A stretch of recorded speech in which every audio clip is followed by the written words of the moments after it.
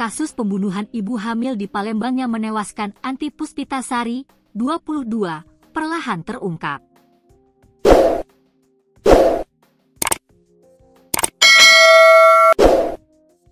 Pelaku, Febrianto, 22, akhirnya mengaku semua perbuatannya mulai dari awal perkenalan lewat grup Openbo, kesepakatan yang dilanggar, hingga detik-detik tragis saat korban tewas di kamar hotel. Tak hanya itu, selama pelariannya, Febrianto mengaku dihantui arwah korban yang menuntut pertanggungjawaban dan meminta maaf kepada keluarga. Diketahui, Febrianto mengurai pengakuan soal pembunuhan Anti Puspitasari, ibu hamil yang jasadnya ditemukan di sebuah hotel di kota Palembang pada Sabtu, 11 Oktober 2025. Febrianto mulanya menceritakan momen saat berkenalan dengan Anti. Ternyata sebelum pertemuan di hotel, Febri sering chattingan dengan korban. Febri lantas membongkar isi chatnya dengan Anti yang berstatus sebagai istri orang. Kata Febri, ia tahu sosok Anti dari grup media sosial khusus Openbo, Open Booking, di Palembang. Kala itu Febri kerap bertanya kapan bisa bertemu Anti. Dia, korban, kerja, kata korban, nanti aja kalau ada waktu luang kak, imbuh Febri.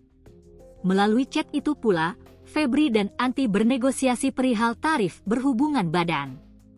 Diungkap Febri, yang menentukan tarif dan hotelnya semua adalah Anti. Berapa hari lagi janjian? Nah itu, negosiasi tarif Openbo. Kata pelaku, berapa kak tarifnya? Kata korban, Rp300.000 2 kali main. Jadilah 2 kali itu, akui Febri.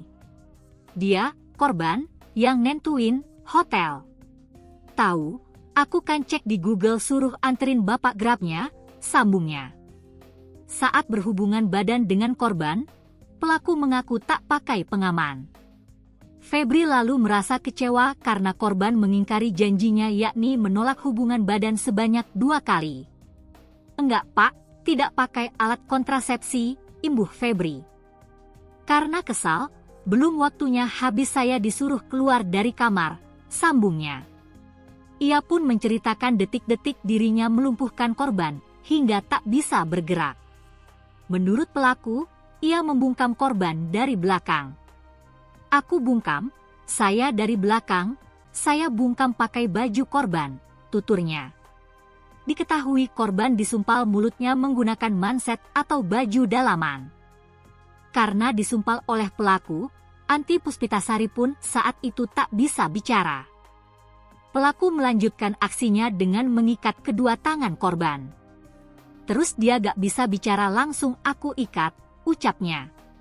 Saat tangannya diikat, kata dia, korban masih belum meninggal dunia. Dia masih gerak, ucapnya. Setelah mengikat kedua tangan Anti menggunakan jilbab, pelaku mengaku langsung pergi meninggalkannya di kamar hotel. Tidak, Pak. Saya habis ngikat nggak main sama sekali, berhubungan badan, langsung pergi, kata dia.